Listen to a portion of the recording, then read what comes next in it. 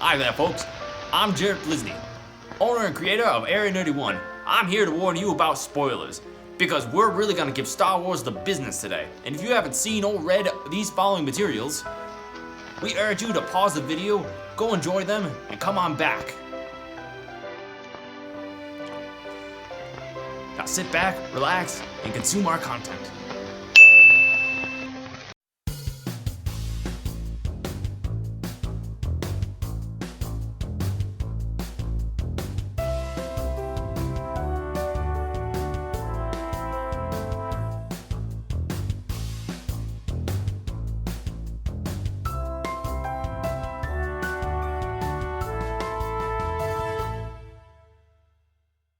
Hi there, and welcome to the Area 91 Talk Show. I am Jimmy. I'm Jarrett. And I'm Matt. Coming to you live from the Area 91 headquarters in a bunker underneath Area 51. Near 51. We're not legally allowed to say that it's underneath area for 51. Okay, we're really not? Area 51 adjacent. You need okay? to repeal Are we all really of not allowed to say all that? of our marketing right now. Yeah, we're marketing. Yeah, we're government funded, so we can't give. Oh wait, guys, I just got a telegram. We are getting sued by the government. Telegram? You got a telegram? I'm more impressed that you got a telegram that we're getting sued. Jeez. Well, Jimmy had to say something. Yeah. Yeah. Really let the cat out of that bag. Oh, hit my microphone. Well. What? Go on ahead. Well, today we are talking about a subject that is very near and dear to our Force-sensitive hearts, and that's Star Wars, more specifically, The Rise of Skywalker. Woo! That elephant in the room. Yeah. That really big elephant. Yeah, we're a little, it just came out on digital and Blu-ray, and we're a little delayed in talking about it because we all had to do extensive amounts of therapy just to even acknowledge its existence. So, we're going to get into it today, right? We're not going to be friends after this. No. But before we get into that, I think we should talk about other Star Wars things that have come up lately. Like, the Clone Wars, the final season has been a big boom on Disney Plus. Oh yeah.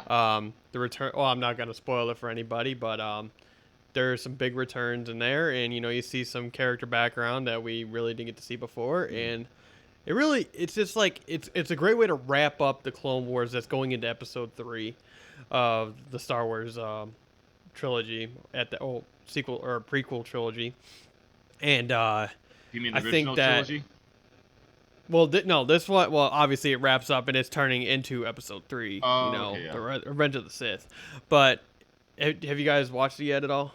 No, actually, I haven't even made it all through the original Clone Wars show. Yeah. Oh my gosh, we are such fake fans. I know. Well, I just got like the full box set, and I've been slowly working my way through. Oh, you actually have the box set? Yeah, and like I've gone through on YouTube at various points and watched like all the highlights and stuff, so I pretty much know what goes on. Yeah, I mean, there's a lot of fillers. There's a lot of fillers in that show, but I mean, overall, it's pretty good. Yeah. Yeah, show, and it gave us the return of Darth Maul, which, I just didn't like what they did with General Grievous. They turned him from a somewhat intimidating character from the Samurai Jack cartoon. Yeah, the Gendry Tartakovsky version. Cartoon, and then turned him into a kind of a guy who gets his hand cut off a lot and then runs away.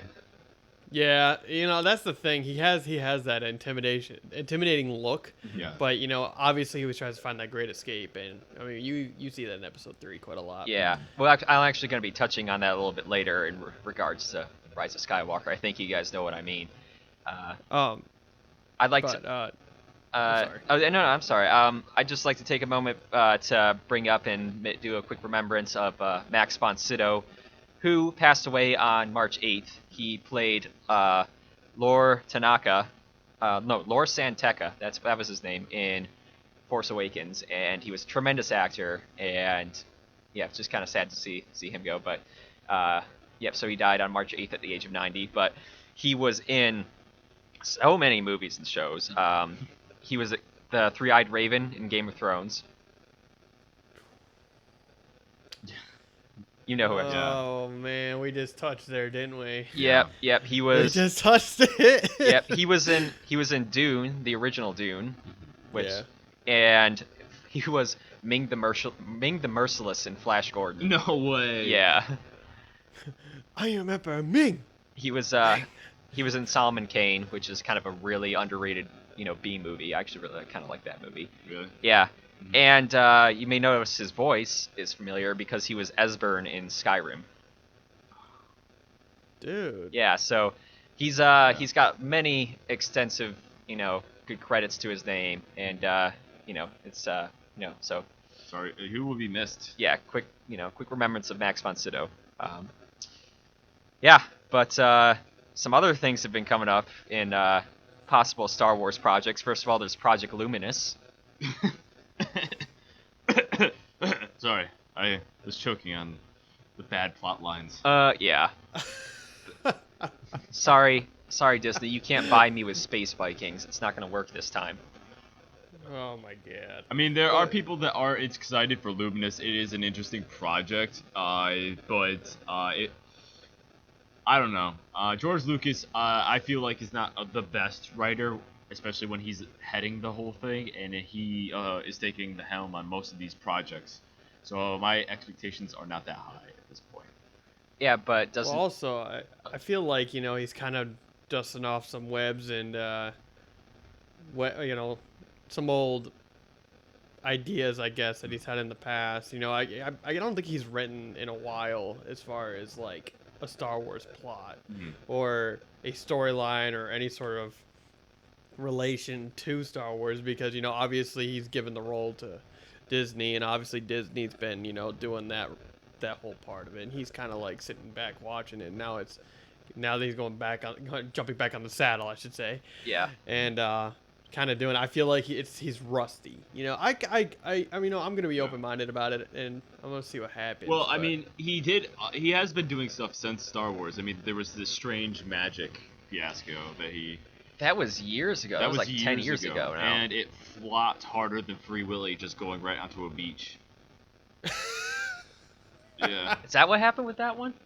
Yeah, so it was like a fair, from what I gather from I watched it once. It was just basically a fairy musical, but it was like super photorealistic, so they spent a ton of money on the effects and everything, and they didn't even make like half their budget back apparently.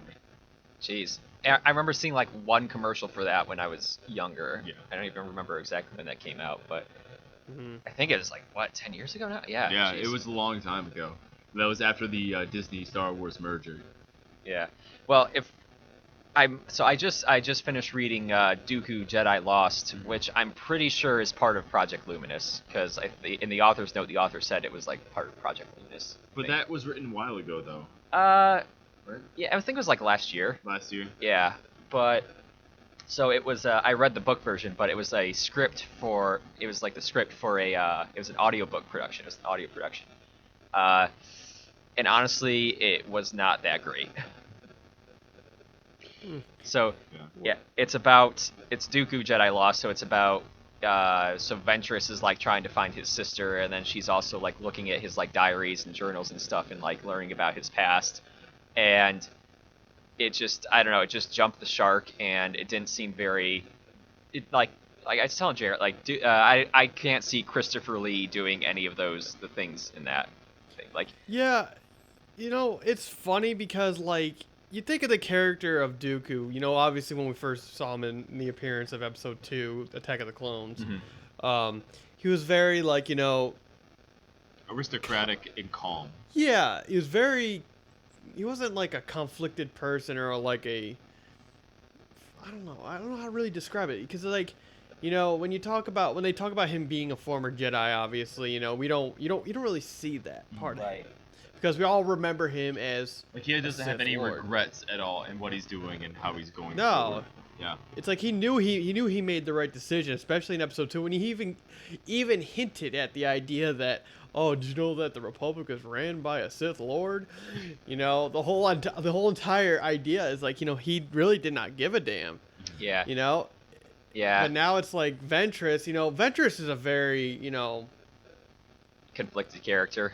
Yeah, very conflicted character, and diving into Dooku's past, that's very interesting. But like, seeing Dooku be that way is kind of weird. But that's another thing. Like there are very few like Force users that are that you see no conflict in, like Sidious Dooku, and maybe a couple of other characters. But like, there's no other character. But most of the characters are pretty conflicted when it comes to the light and the dark. And I think Count Dooku was pretty much the best Sith, for my personal. Oh, dude, what?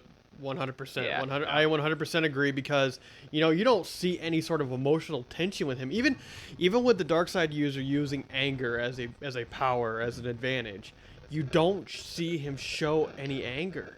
It's like he's already mastered the dark side of the Force, and going into facing Anakin in Episode 3, for example, that whole battle between Obi-Wan and Anakin when they're fighting in the command ship of the Separatists. Silent Hand.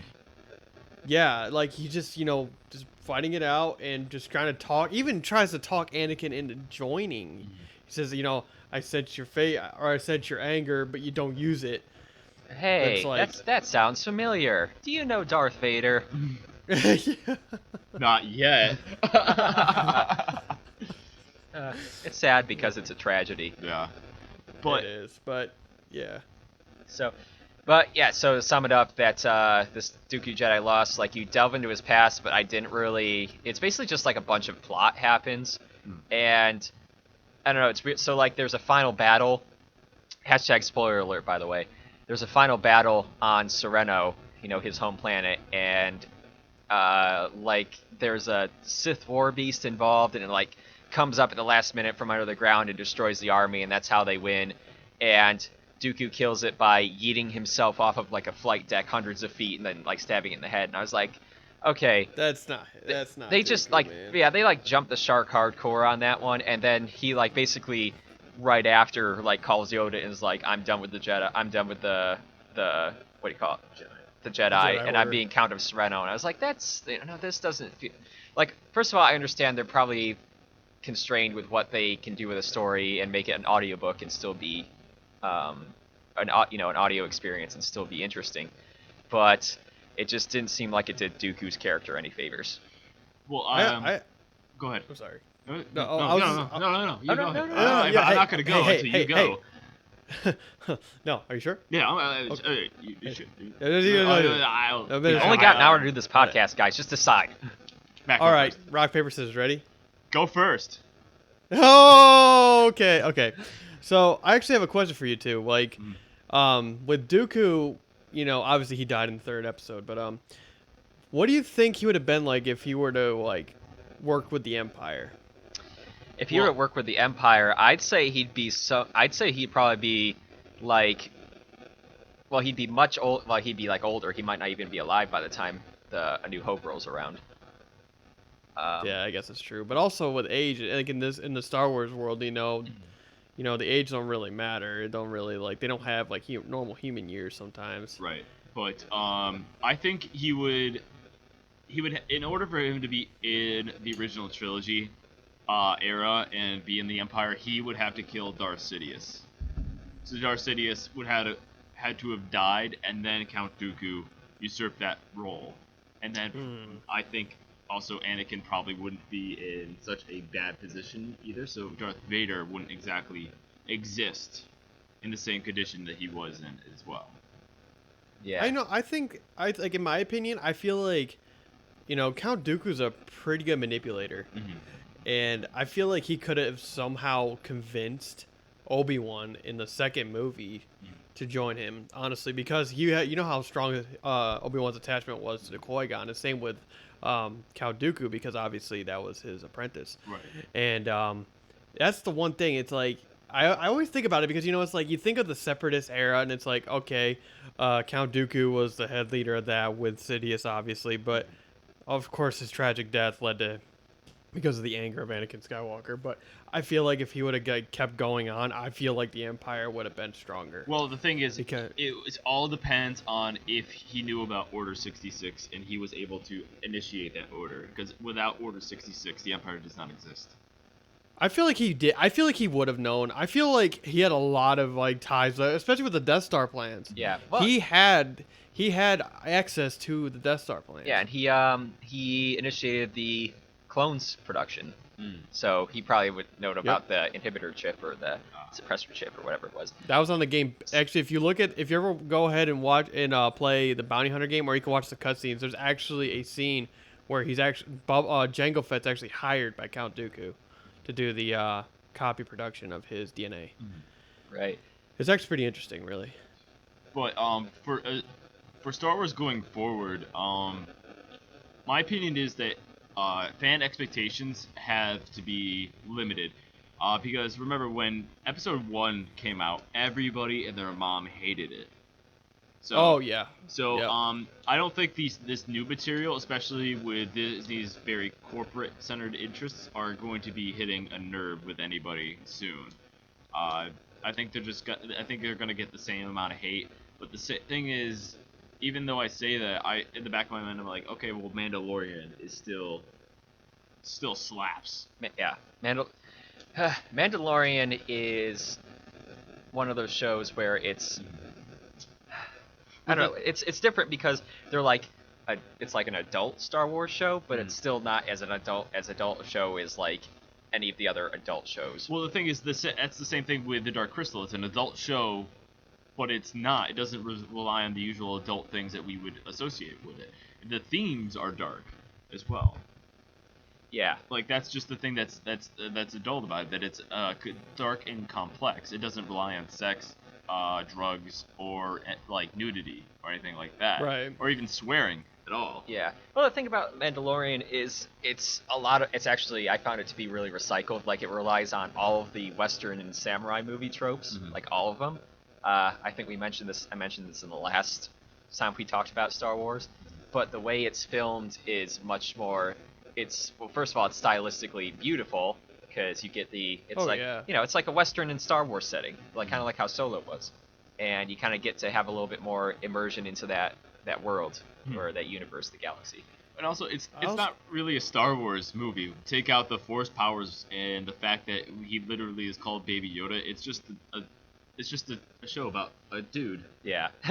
Well, and on top of that, though, it's a very slow building show. Yeah. It's a very, it's not like any other shows where it starts off just really completely freaking hard. This one, Nug, I'm not saying I hated. I like The Mandalorian, don't get me wrong, but in the beginning, I was getting iffy about it. Like, very iffy in that first episode, because I was like, what the hell's happening? It's like, you see a little bit of the Empire here and there. It's like, okay, that's the dying Empire, like, stormtroopers or whatever. And I'm just like, okay, so what's this leading to? And then, of course, you see the whole the Baby Yoda thing, and you're like, first thing in my mind was, that's not Yoda. That was the first thing that hit me. I was like, okay, this is a whole different character. And I was like, I just hope that the show's not built around this particular object, I feel like if the Mandalorian is supposed to be called The Mandalorian, it should be about the Mandalorian. It is. Right now, it is kind of about him, though. He's a little flat as a character, but he is at least going through an arc where he, has to question his bounty hunter code and, grow as a character in order to, save the child and then liberate the town. And then he starts actually liking droids by the end, or at least one droid, because it's actually helping him. And making human connections with people and actually investing time and faith with them. But for me personally, I was always really interested in the post-fall eras. What happens to the literally millions and millions of stormtroopers after the fall of the Empire, even after the fall of Jakku. And I get to see that. The Imperial Remnant. They're still a threat, but no one takes them seriously until they're taking over your town. Yeah, so that's kind of cool, because like I said, it's very Western, so they can kind of capitalize on that to make the Western frontier style setting where, let's say the analog would be like the Civil War, where in between now, it's right after the war, and there's a breakdown on the frontiers, and there's lawlessness, but there's still remnants of this military presence possibly that you have to deal with. Right. So that's what actually kind of sidelighting into our main topic. That's what I think the main story, the original trilogy storylines and its continuations built on with the Empire, and that's why the Empire and its fall is actually felt and is a threat rather than the First Order in general and their fall. Yeah. Do you think that the Mandalorian is going to bring up any key characters from any of the original movies Well, or any of the previous prequels. So now that you mention it, recently that just came out that for Mandalorian season 2, Rosario Dawson is going to be portraying Ahsoka Tano. But she'll be Yeah, I can see it. I can see it. will she be Okay. a full-blown Jedi? Is she gonna join Luke? No, she'll be a gray Jedi probably. Yeah, remember she's Or she might be a hermit. She might be like someone who kind of just hides out in the out in the galaxy and is kind of just hidden, just like pretty much every other Jedi character that gets abandoned or pretty much leaves the Order or is in hiding in those movies anyway. Well, we know that by the time of Rise of Skywalker, she is dead because she's one of the disembodied Force ghost voices that Rey Yep. hears. Do they? Is it in Legends about how she actually dies yet, or? I haven't heard anything No, yet. not yet. The last time they announced that her voice was on it, so they're trying to I think they're trying to build into the story. That's why I think in this last season of Clone Wars they're going to try to figure out a way to maybe link that, because I think they might do like a jump in time in one of the episodes for her. Because the last episode they did of her, or the last episode they did of Clone Wars. Can I do a spoiler alert in this one? Sure, yeah. Okay, well, the last episode that I just watched, obviously it was an Ahsoka Tano episode, and it's her just leaving the Jedi Order, and she's just going out of her way. And I think that later on in the season, we'll actually see that part of her after she's done with this whole Clone Wars thing that adds up to the third episode. She'll jump forward and see what her future's like past Rebels. Right. Past Rebels, obviously, but was the last yeah. was the last time we saw her in Rebels, which would be the last chronological time we see her, she was fighting Darth Vader at the Sith Temple, right? Yes, but there was another scene after where she showed up and went with Captain Rex, Okay. I believe. And then of course Captain Rex came back in Rebels and all the way to the last part of this the show's finale. But I think now that we've kind of dove into a lot of the Star Wars topics, and we've been building up to wanting to talk about Rise of Skywalker because obviously we didn't want to spoil anybody. But by now, if you haven't seen it, it's on you. Yeah. And the movie comes out on March 31st on Blu-ray, and I guess digital's already out. I saw it on Amazon just the other day. I didn't watch it yet, obviously. I've seen the movie. I just haven't watched it on there. I'm gonna buy it physically. I think it's finally time for us boys, men of the Star Wars fandom, to start talking about this. Yeah. I'm going to break this down into itty bitty pieces, and I'm gonna make you cry. And believe it or not, Jimmy and Jarrett, our first episode was our predictions on the Rise of Skywalker. If you remember, Jimmy, this is back when when we first started. We kind of dove into having our predictions. And how far off were we? We were when we so did young and naive back then. Yeah. We thought the world was our oyster. There was so much 6 hope in our months. eyes. 6 months does so much. Yeah. We matured in 6 months. I know. Yep, so basically it was a soulless cash grab and a video game-esque fetch it quest plot. So It was very, very obvious they had no game plan from the first movie at all, and they just kind of went with it, and they also had no plans for the characters at all either. The ones that were already in the story and the new ones they wanted to introduce.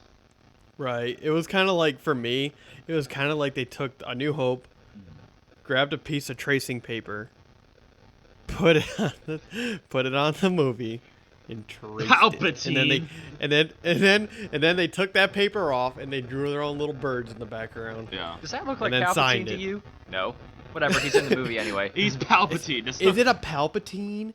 Yeah. My lord. Yeah. So, to that effect, my biggest problem with Palpatine being in it, first of all, I love Ian McDiarmid. I love his portrayal of Palpatine. All respects. All respects. But his inclusion in the plot, first of all, cheapens not only the plot lines of the sequel trilogy, because now first of all, like I was like looking forward to, like, okay, now it's a struggle between Kylo Ren and Rey, and she's trying to bring him back. But now everything, the impetus and the focal point is back on Palpatine outside them. So anything that they are doing is like secondary to his involvement. And basically what it does is it turns the entire Star Wars series into the Palpatine show. Literally everything, except for the games that take place before Palpatine and before that. That's it. Yeah. But does it not? But does all this not really just reveal how powerful he really is, though? No. I mean, What? my opinion. But my opinion on this is that, you know, obviously in the beginning of this movie, you see Kylo Ren on Mustafar killing whoever, and then he goes and grabs that what was it, a Wayfinder. Sith holocron? Sith holocron Or, The Wayfinder was what it. Yeah. The Wayfinder, yeah. And so, you know, you see all the tanks of Snoke copies, you know, who a lot of people predicted that, you know, that was what was interesting about it, that there was Snoke copies. And that's when I was like, wow, so this man's been able to not even take control of another person, but another form of a living organism, and become the voice of 3 different things in Kylo Ren's head. And it's just like, doesn't that show how powerful he really is? But maybe they should have been shown throughout the entire series. Yeah. Well, So if he's so powerful, then what's the point of having him as an antagonist or having protagonists? yeah. Because Right. I understand that. as a character that is so powerful that can manipulate all these things, you discredit all the other villains and protagonists. Because as far as you're concerned, if Palpatine is still alive, you know, she only destroyed Yeah. another clone body, he can come back. I mean, that as a story perspective, I mean, that works for like Lord of the Rings, because Sauron is this like unstoppable force, but they beat him and he has limits. If you have just a villain that's just like, okay, he could take over people and make clones of himself somehow that has force powers, not only does that throw everything else that about all the lore from the Star Wars perspectives kind of out the window, but then it just kind of like, what's the point of having someone this powerful? They didn't have this as a plan. They put him in there because that's what the nostalgia wants. They want to see the big bad Grandpappy Palpatine. Yeah. So Yeah, they pretty much, you're saying is that they kind of took in the fan interest instead of their own. Yeah, so the thing with the story arc is you want to see, like, it's got a beginning, it's got a middle, it's got an end, and your character goes through an arc. You know, like, let's say like, you know, the classic example is Scrooge. Like, through his story arc, you see him going from a miser, going through these tribulations, having a change of heart, and becoming generous in the end. So Yep. we didn't get to see that with this because, like I said, it's all about now, instead of like Rey and, you know, Finn and Poe and Kylo Ren, you know, having their story arc, it's entirely about, okay, we got to deal with this Sith Lord again. Right. And what they did with, as far as him being, you know, so powerful, basically what they did was they just misused and took advantage of the fact that the Star Wars, the Force universe, is what I like, you know, what's sometimes referred to as a soft magic system. So like Shadversity. Yeah, Shad did a really good, you know, YouTube video on this where he describes basically, I think it was, you know, mostly his opinion, but I found it to be very helpful, of a hard magic system versus a soft magic system. So hard magic is like, okay, there's an exact set of rules of what you can do with this magic. That would be something like Skyrim spells. Yeah, like Skyrim spells. Yeah. There's specifically, you know exactly what the magic is and what its limitations are, versus a soft magic system, which would be like Star Wars, where basically you don't know what it can do or what it's capable of until you see it happen. And so they don't really, so, you know, it gives you a lot more leeway, but what they basically did was like, okay, we're just going to take this and run with it, and now you can have all the powers. He's going to come back from the dead. There's going to be force healing. He's gonna be the Sky Beam. He's going to be the sky. Yeah, he can make sky beams now. Yeah, so they just kind of hijacked the fact that the Force is a soft magic system, which worked in the past because it lets you have more imagination with it, and, you know, it's a little bit more mysterious and has some more, you know, mysticism about it. But they're just like, okay, we're just gonna toss all those rules out, any rules that you might have, out the window, and just totally max out the power level on Palpatine. And then also, Although, if you bring back Palpatine, takes away any threat and any credibility the First Order had to begin with. They didn't have much because they were not coming from a position of power in the storyboard aspect anyway. So, but now they're just pansies, just puppets of Palpatine again. They're non-existent. It's like all apart from like when you see them like out searching for Rey, it's the threat more of is from Palpatine's Final Order fleet. The Sith Eternal. And they defeat the Sith Eternal in the Final Order fleet, but presumably the First Order and all their resources and infrastructure are still out there. And I'm gonna get into that in just a moment in the geopolitics of that, and I'm gonna destroy that in a minute. But I'm gonna let you guys continue with your thing, and then I'm just going to destroy how that doesn't make sense at all. Well, here's also a thing with it. I mean, obviously, when we first saw The Force Awakens, don't mean to dive all the way back, guys, but we saw the First Order as the new badass evil force, that we all love and it's the order that we love to hate, basically. But the thing is, none of their leaders are, by the second movie, they're not established as a credible threat. We don't see them occupy anywhere. They're not a governmental system, and Hux is not taken seriously in the second movie at all. And they And then at the end of the second movie, they get their entire capital, which is their ship, which is their actual moving capital, destroyed, and senior leadership killed.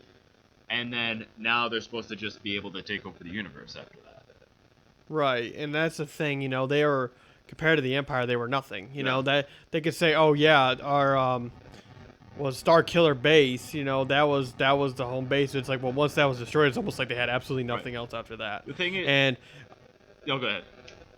I was just gonna say that, starting off with the Star Killer base, and having just the capital ship, obviously Palpatine was not worried about that because, obviously I think he knew that Snoke was this copy of Snoke, I should say, gets killed by Kylo Ren, and I think that was part of his master plan, and comes in, and it's like, all right, now I just gotta lure him in and try to get my granddaughter back, I guess. Well, he wanted him to kill her for like half of the movie until it was not convenient to the plot. Yeah, so he knew she couldn't, though. He knew she couldn't.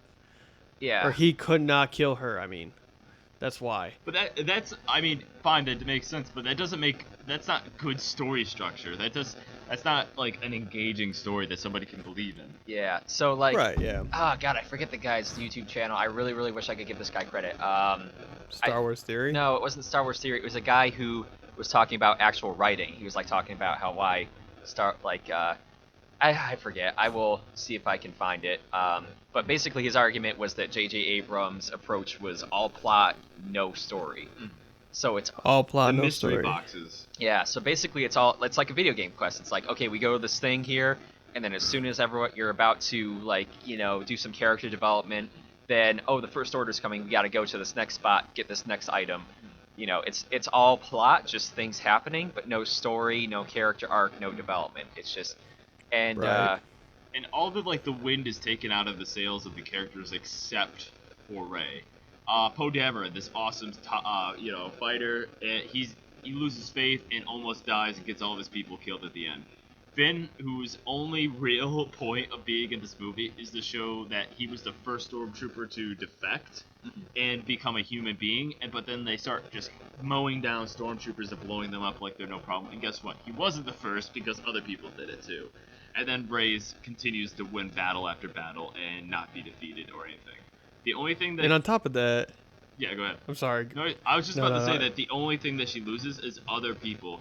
The closest thing that she has to a loss in character development is when things happen to other people.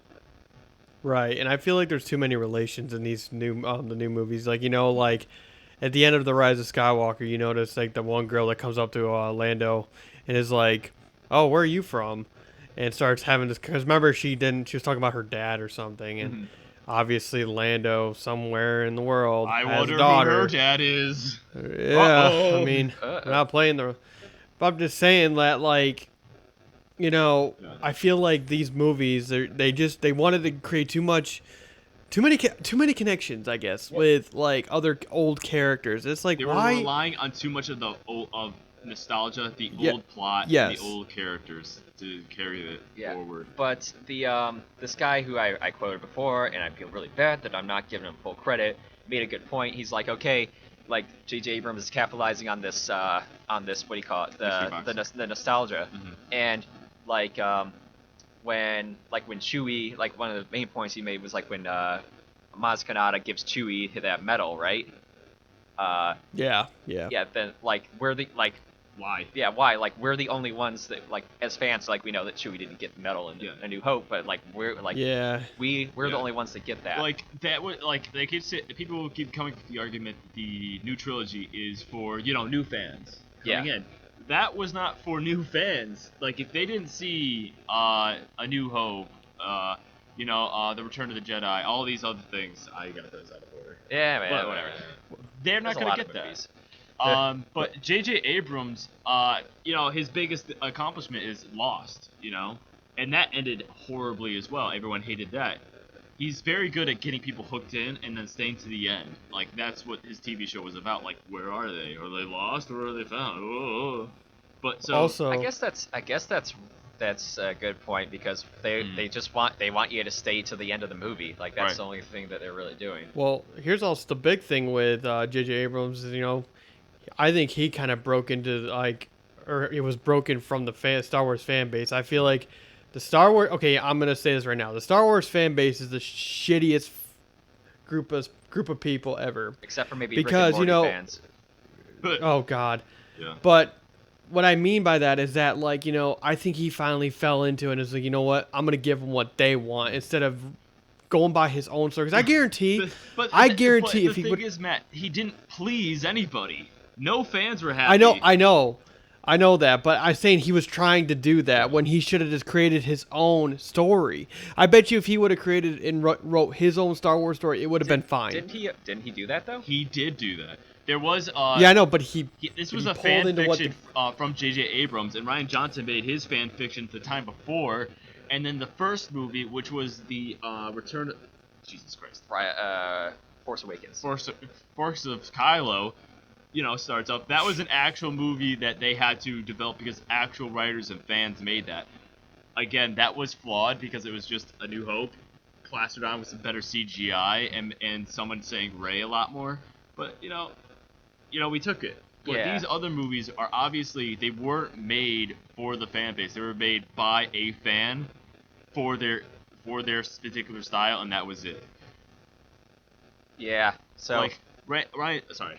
well, Go to so the other Tristan. two movies, they're maybe not the best Star Wars movies, but they're just good movies. This was neither a good Star Wars movie nor a good movie on its own, as far as writing. I mean, obviously special effects are going to be mind blowing. The actors because are gonna be awesome it's too. yeah, actors phenomenal. John Boyega, Daisy Ridley, Oscar Isaac, all of them. Phenomenal.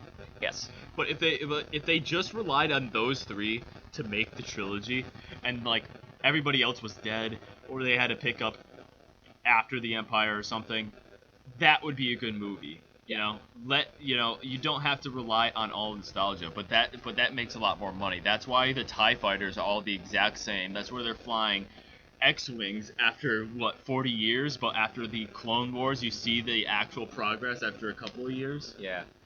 It just occurred to me, mate. So the idea, I'd say you might be able to sum it up. It's like, okay, Star Wars is now, it's a super huge franchise, billions and possibly trillions of dollars. Yeah. It's what they did with that movie is they didn't tell a story, they made a product. Yeah. Which you're trying to do with any movie. You're trying to make something that people are going to pay money for and they're going to talk about and buy the merchandise. But that one, it was just so obvious. So, they just stamped out a product. It was a Star Wars themed. It was a Star Wars themed ride. production. Yeah, it was a Star Wars themed roller coaster. I got on, I paid my $20, woo, woo, and then got off. I was like, that was great. Wait a second. And then you get your picture at the end and you realize, oh, this sucked. Wait, I paid $20 and I'm right back where I started. Yeah. Yes. I mean, Maybe they should have just not made any movies to begin with. if they made Because, it to a miniseries. Well, No, it's like not even that. It's like after all this shit that has happened, and like it split the fandom big time. Because like before the Force Awakens even came out, before Disney took their toll, we all loved Star Wars the way it was, even with the damn prequel trilogy. Yeah. I loved the prequel trilogy. Yeah. Anybody? Yeah. I mean, there was obviously a split when the whole all prequels came out with Episode 1. Obviously, Episode 1 wasn't the greatest. It's flawed, but it's enjoyable. Yeah, Yes. its flaws make it their flaws make them endearing. Yeah. Right, and it all builds up to this original trilogy that was made back in the 70s. And they also. And then all. No, sorry. But We keep talking over each other. But, It's all good. But like they learned their lesson. They put out Jar Jar Binks and they realized, oh no, we got to roll that back about 150%. So they learned from that, and the stories and the characters got better over time. Anakin was, Yep. still kind of pretty whiny. And But Ewan McGregor. Oh, Ewan McGregor, Oh, that oof. guy.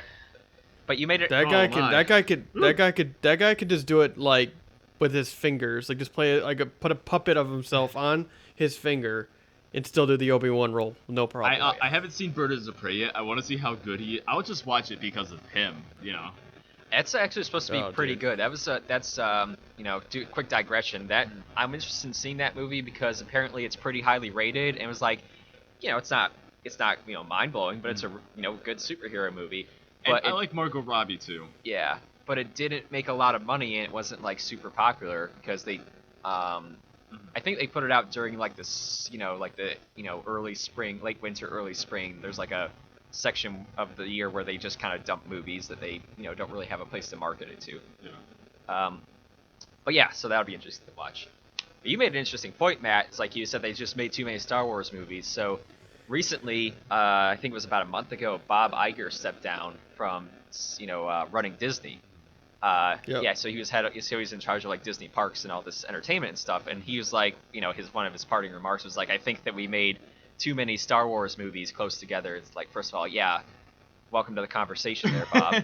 And second, Yeah, you need to let the people kind of digest, or at least like kind of let it sink in Yeah. what they just saw, because it takes.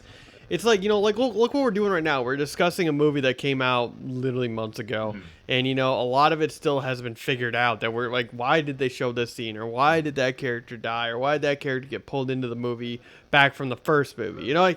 It's those things that that hasn't given us time to kind of just like build the story. And I feel like they were so excited about getting their money that they just rushed everything into one. yeah, welcome to Disney. But like, it's always the thing is that they keep pulling in the same damn tropes in all of these movies. It's And there's not necessarily anything wrong with it, but you have to be able to make a good story and do something different and break exactly. from the mold. It's always the super weapon that they had to blow up this certain way, and then at the last minute the Millennium Falcon comes in and saves the day. And But get this. Ooh, that's Now so there's a ton of super weapons. what? There's like 100. Like you're just gonna see like so many freaking super weapons. You're not even gonna know what to do with it. Yeah, but apparently a bunch of random freighters can take them down in about 10 seconds. And some millennials on horses. Yeah, millennials on horses, because apparently cavalry and space battles are still very viable at this time. I was wondering how are they breathing right Yeah. now? But like that's kind of what I wanted to get into from a geopolitics and tactics point of view. The movie doesn't make any sense. After the last movie, the First Order takes over the entire galaxy with less numbers, less support, and less everything than the Empire, and the Empire barely was able to do that. They had to actually manufacture a civil war to, actually be able to have a grip on the entire galaxy.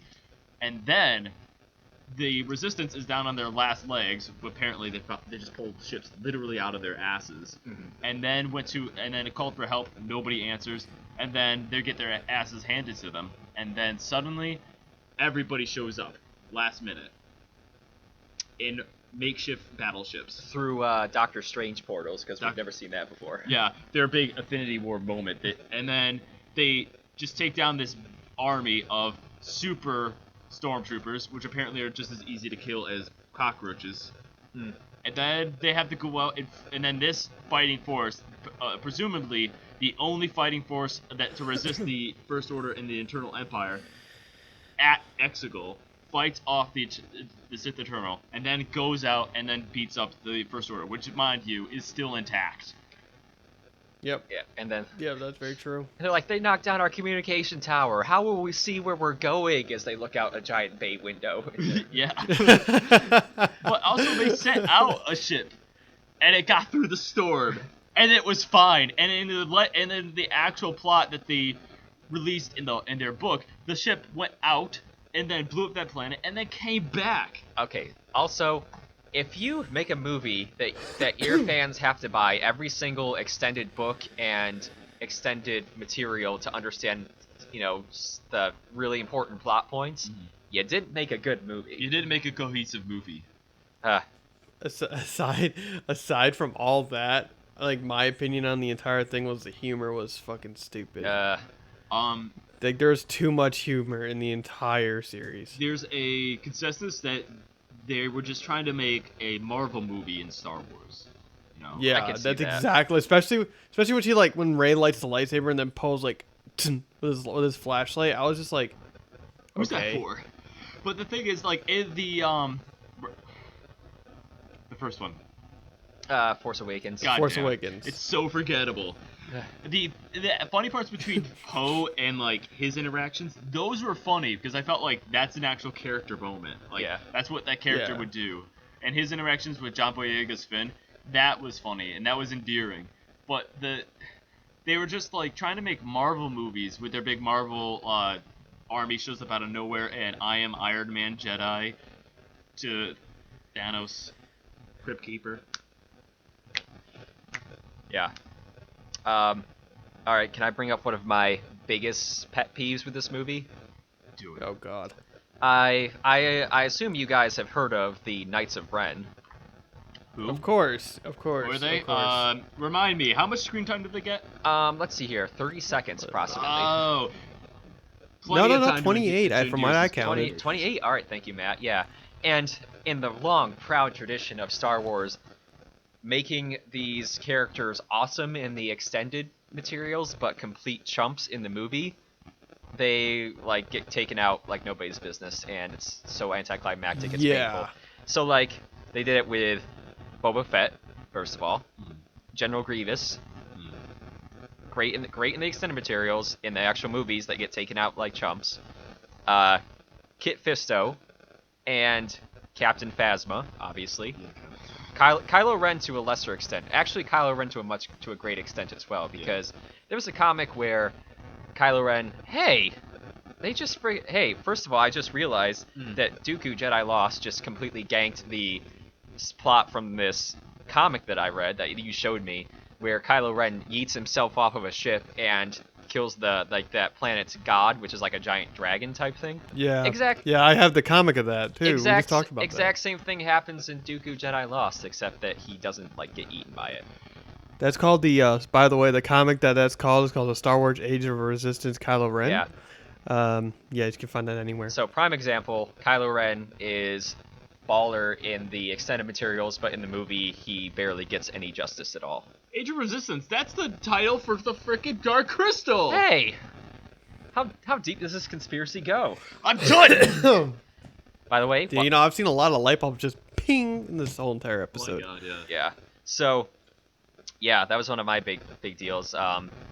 So, we caught a glimpse of the Knights of Ren in Force Awakens, and everyone's like, oh god, when, are we gonna see them next movie? And then they were gonna be the Praetorian Guard, but then, Ryan Johnson's like, that doesn't make sense, and I kind of agree with him. And then they're finally like, okay, we're gonna put them in this movie, but they're gonna suck. But the Praetorian Guards were actually kind of cool and interesting, and then they get beaten up like chumps at a terribly choreographed fight scene. I actually like that one. If you slow it I was down gonna say, I and like watch it that a couple fight scene. times, it doesn't make any sense. Two young people, one with no lightsaber training, take on 9 of the most elite guards of the First Order with laser weapons and differentiated weapons. I still kind of liked it. Okay, so Go to yes, If you don't agree with me, go to hell. yeah, welcome to the fandom. Yeah. So No. yeah, the Praetorian Guard fight was interesting because I could actually see where they incorporated some cool, movie martial arts moves and stuff, and it was kind of different, kind of new. They could have done better. I, yeah, there were a few moves in there that I was like, why do they put that in there? But yeah, Yeah, and the whole thing with like the Knights of Ren, I think that cutting their story short. They first of all, in wow, Jesus Christ, I forgot the name of the second one. I keep doing that too. It is Last Jedi. Last Jedi.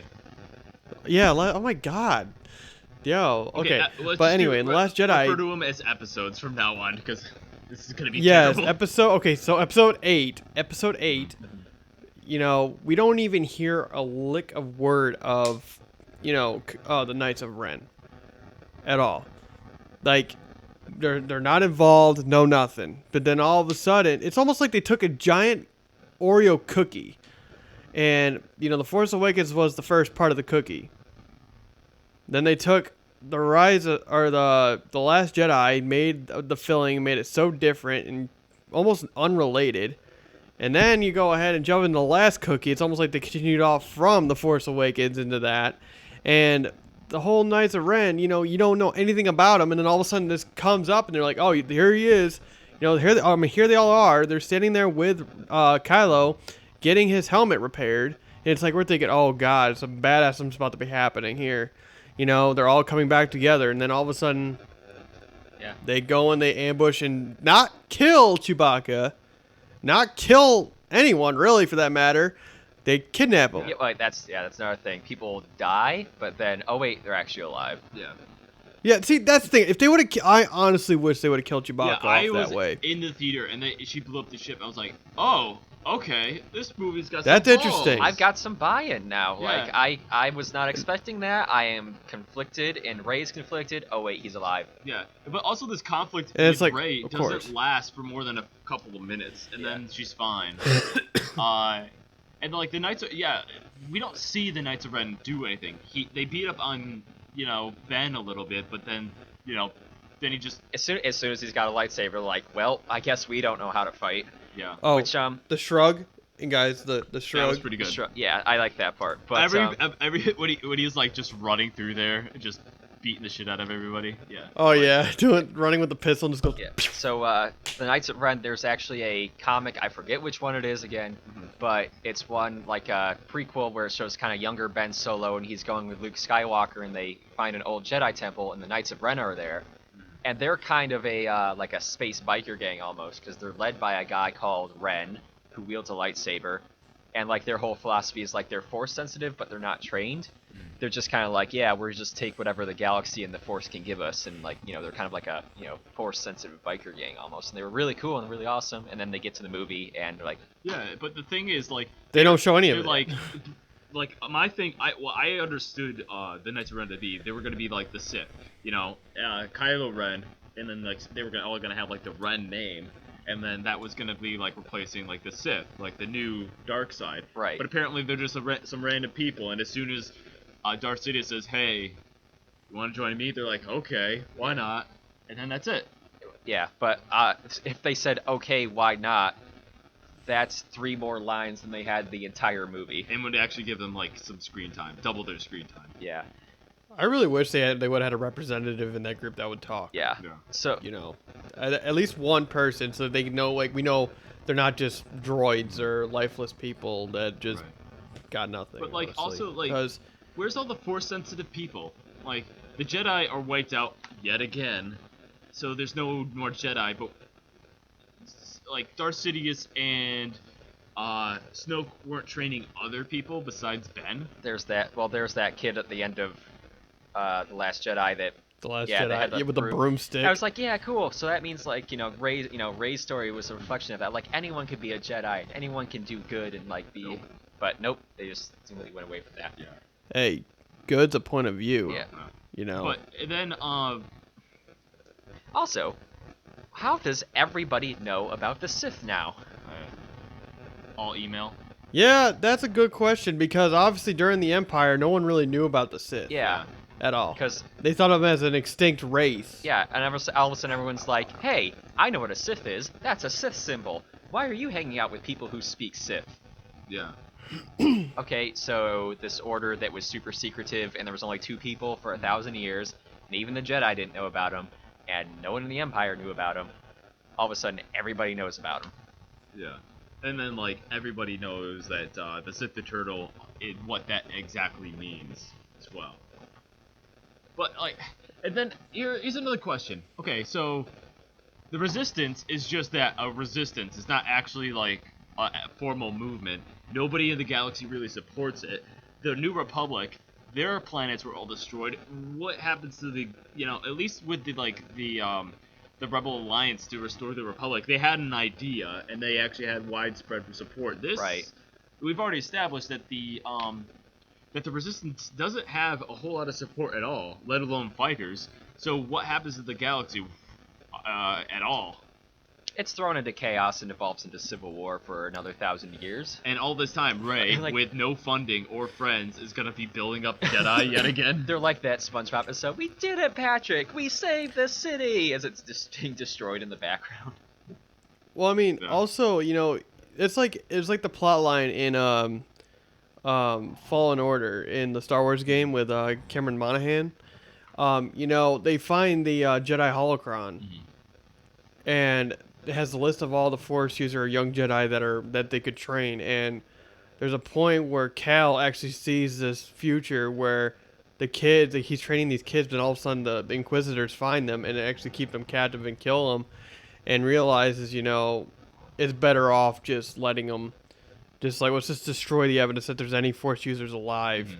And that's the whole thing, is that, like, these Jedi masters, like Luke, for example, trying to train a whole nother order of Jedi, when clearly there's going to be somebody who's against that. Right, And but the thing is, Luke had actual formal training from Master Yoda, and he also had the support of old Jedi as well that survived the Purge. yeah, so right. Rey has none of And- that shit. Yeah. Right, Rey has none of that. Cal did, because he actually survived Order 66. He was actually. Have you guys seen the storyline for that game yet? Yeah. I haven't seen it yet, but What- go ahead. Well, there's a scene where when he's a kid, he has a vision when he's a kid, and he's a Padawan, and he's about to go do a training session with his master, and he finally gets to where his master is on the ship, and all of a sudden, in the background, you see a clone hold up a little, messenger thing that shows Darth Sidious saying execute Order 66, and he goes through the entire thing, and his master dies, and he goes into hiding, working as like a scrapper or whatever they're called. I think it's like a scrapper or whatever, takes apart different ships and stuff, and he starts having to use. He actually it's almost like he hides his Force abilities, but then when all of a sudden the situation the situation where his friend's about to fall, he has to use the Force to save him. I see. And all of it kind of comes back to him, because in the beginning he kind of forgets everything, and then you kind of see him build it up, and he remembers his training, and that was his idea, and that's why he wanted to develop the Force or the Jedi Order Yeah, again, that- along with the girl who finds That him. works for a video game, because video games you want to gradually build up your abilities rather than just have all your force abilities. Right. But Right, Rey just but- does have these Force abilities with no training, no nothing. She just has them. Hashtag soft magic system. Hashtag Shad University. Hashtag watch Shad. All right, I think we're running out of memory here, so we're gonna have to wrap this up. How about we just go around and say our final thoughts on what's the Rise of Skywalker and the trilogy. Matt, you're first. Well, I mean, overall, trying to bring it to an end. There was some good scenes in there I did like, but I feel like at this point that we were just trying to they were trying to make something that the fans were gonna like, and it didn't happen. And it was kind of a disaster, and it hurt the Star Wars world a bit, and now our opinions are different. For me personally, I did not enjoy the movie. I'm never gonna stop being a Star Wars fan. Unless I actually grow up at some point. But I'm gonna, I'm not gonna stop being a Star Wars fan. I'm really, upset as a fan that we have now this terrible movie as canon. But hopefully, As the canon. yeah. The end as well. the canon, yeah. So hopefully now we get some good shows in Mandalorian and Clone Wars, and we get some good long form settings that actually leads to some good stories, and we can enjoy it. Yep. Two things. In this original this trilogy, I like what they did with the lightsabers. It seems like very cumbersome and dangerous weapons. I think that's the best I've ever seen a lightsaber. Like, I never really thought about it before, and then like I see these huge like lights, and especially Kylo Ren's lightsaber just sparking everywhere. That's amazing. I think the storylines and everything in general were really good, but they were just poorly implemented and thought out. Yes. I'll say it now, and I'll say it the next time as well. If they make a Battle of Scarif movie, I'll watch that any day of the week. Hell yeah. Hell yeah, just like, Agreed. 100% agreed. no more of this character bullshit, no more Jedi, just straight up a battle movie. I'd watch the shit out of that. Like a Lord of the Rings style. It's about, it builds up till that big final like siege or battle or something. Yeah, exactly. All right, cool. All right, well, this has been the Area Nerdy 1 talk show talking about Star Wars. May the Force be with you all, and thanks for watching. This is Jimmy. This is Jarrett. This is Matt. Talk to you next time. You stay classy, you nerds. See ya. Bye. All right, we're gonna delete all that, right? No, we should keep it in. I haven't shaved at all. I look like a Nerf herder. You look like a scruffy scruffy Nerf herder.